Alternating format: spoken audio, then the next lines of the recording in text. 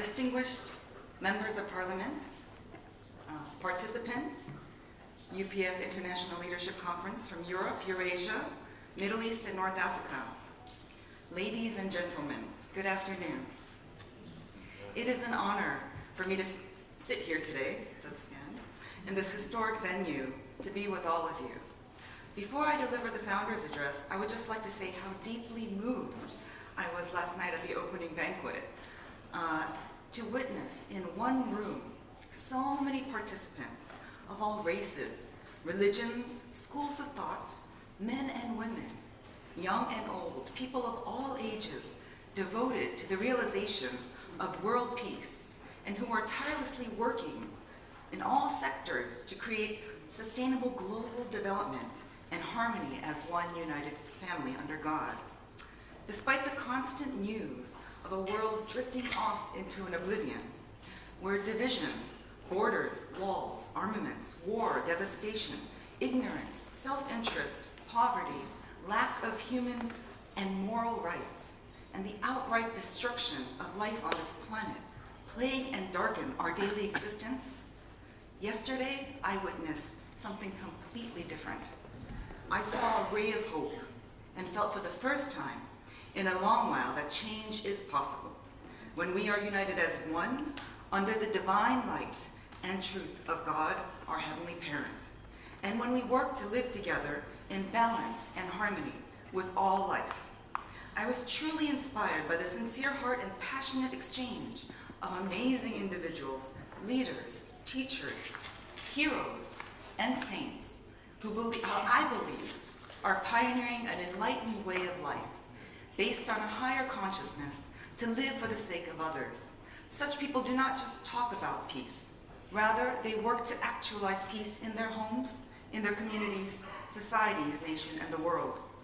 To all the distinguished parliamentarians and organizers, volunteers, and participants in the ILC here in London, gathered now in this historic Palace of Westminster, meeting place of the House of Parliament of the United Kingdom, I deeply want to thank you and convey my deepest respect and love on this glorious day.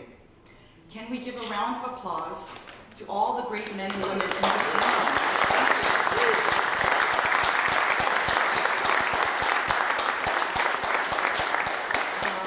With that said, I would like to deliver the founder's address of Dr. Hak Jahan Moon, our true mother and my mother, and the co-founder of UPF, who truly wanted to be here with you today. But I know she and my father, the late Reverend Sungmin Moon, are here with us in joyful spirit. So I will do my best to convey the warmth of love and the hopes for peace that she has in her heart. And I invite you all to pay close attention to her message. Your Excellencies, distinguished parliamentarians from throughout Europe, Eurasia, Middle East, and North Africa, honored participants in the International Leadership Conference of the Universal Peace Federation, ladies and gentlemen, I am pleased to address you here today in the historic Palace of Westminster, meeting place of the two Houses of Parliament for the United Kingdom, the House of Commons and the House of Lords. I believe it is very significant that we have gathered here for this very special session of UPF's International Leadership Conference and the launch in this region of the International Association of the Parliamentarians for Peace. I am encouraged that parliamentarians have come together, not only from the United Kingdom, but also from many other European nations, as well as nations of the Middle East and Eurasia. My late husband, Dr. Reverend Sungmin Moon, and I have always taught that individuals in every sector of society, including government, civil society, religion, business, academia, and so forth, have a responsibility to work to build a world of universal and lasting peace. This is especially true for parliamentarians. The parliament in any nation is a house of the people, a place where the voice of the people may be heard, and public good advanced by democratically elected representatives, parliamentarians. Representative democracy is a noble tradition with roots that date back many centuries and now most widely practiced form of governance. Although you have gathered here from nations around the world, you share a common appreciation and respect for serving as representatives of all the people who elected you. You are servants of the people and as such are expected to serve the public good guided by principles of good governance, accountability, transparency, inclusivity, and respect for human rights and the rule of law. Good governance is not only secured by politics and laws or political systems, it is also necessary that those who hold positions of power be people of good character, guided by their conscience and universal moral principles. Good governance also depends on a well-educated and morally responsible citizen. It is also for that reason, throughout history, religion has been an important factor in contributing to the moral and spiritual development of both political leaders and the citizens. It is imperative that, within modern democratic systems, that we do not lose sight of God, our Creator and our Heavenly Parents.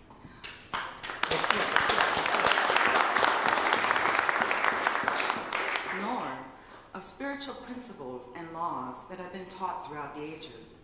My husband and I have dedicated our lives exclusively to building a world of lasting peace. This has been our lifelong mission. We have always taught that peace is not merely an absence of violent conflict. Peace comes into being whenever relationships are characterized by harmony, balance, and mutual respect. Such relationships are created when we practice unselfishness and living for the sake of others. This is the essence of true love. True love is the essence of God, who created all things as our Heavenly Parent. We all have a nature that derives from our common origin. That is why we are capable of practicing true love towards one another and towards all things in the world around us. Our purpose and responsibility as sons and daughters of God, our Heavenly Parent, is to become individuals of true love, with mind, body united. On this foundation, we can build marriages and families of true love as a foundation for society and the nation, and in turn, we should care for the planet and all forms of life that make up our environment. If we fulfill this responsibility, we can establish a world of peace. My husband and I have applied this ideal and the principle of living for the sake of others in every sector of society. We have always honored individuals who apply these principles in the spheres of professional life, appointing them as ambassadors for peace. Many parliamentarians around the world have been appointed as ambassadors for peace, and they work closely with UPF and other affiliated organizations in our movement. In addition, I recently inaugurated the Sunhawk Peace Prize to honor individuals and organizations who have dedicated themselves to serving the well-being of others and future generations. The first Sunhawk Peace Prize was presented in August 2015. The second prize will be awarded in February 2017. When I spoke at the United Nations in Vienna, May last year, 2015, I called for a spiritual awakening. The member states of the United Nations should not merely follow their national interests. Each member state should seek to serve the whole purpose, the larger purpose, looking beyond national self-interest. When we observe the world from God's point of view, we see the world from a larger perspective. No matter what our field of endeavor, priest, parliamentarian, or professor, we should be committed and guided by the universal and moral and spiritual principles. Whether we are mayor of a small town, a pastor of a small church, or the president of a nation, or secretary general of the UN, this is our eternal responsibility. This is the responsibility of each parliamentarian gathered here. In the year 2000, my husband and I spoke at the United Nations in New York, calling on the United Nations and member states to consider an innovative proposal, namely that the United Nations build within it a system of interfaith council consisting of religious, spiritual, and moral leaders who could advise, collaborate, and deliberate with the representatives of member states. Such a council would serve as a voice of universal values and principles. The UN emerged in the World War II era, more than 70 years ago, whereas the UN headquarters office in New York, Geneva, Vienna, and Nairobi, there is no such office in Asia, even though we are living increasingly in an Asia-Pacific age. In many ways, the geopolitical, economic, and social center of gravity of our world is shifting towards Asia. With this in mind, UPF and other affiliated organizations of our movement are advocating the consideration of a fifth United Nations office to be established in Korea. I hope you will reflect on this proposal. I believe that the fifth UN office on the Korean Peninsula, perhaps in the DMZ, with support of both Koreas, would go a long way towards establishing peace on the peninsula, towards peace in the Asia-Pacific region.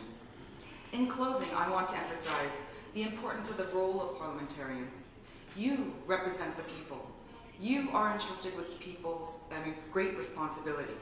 If parliamentarians around the world join together in harmony, cooperation, for the sake of peace, we can transform our current reality of our world and create a world of joy, harmony, and lasting peace. With this in mind, I encourage you on this day to form the International Association for Parliamentarians for Peace, centered on the principle of living for the sake of others and centered on God, our Heavenly Parent. You are the representatives of the 7 billion people of the world. If you would join together in this way, there is nothing we cannot accomplish. Let us work together to build a world of lasting peace. Thank you for allowing me to share these words with you today. May God bless each and every one of you, your family, and your nation. Thank you very much.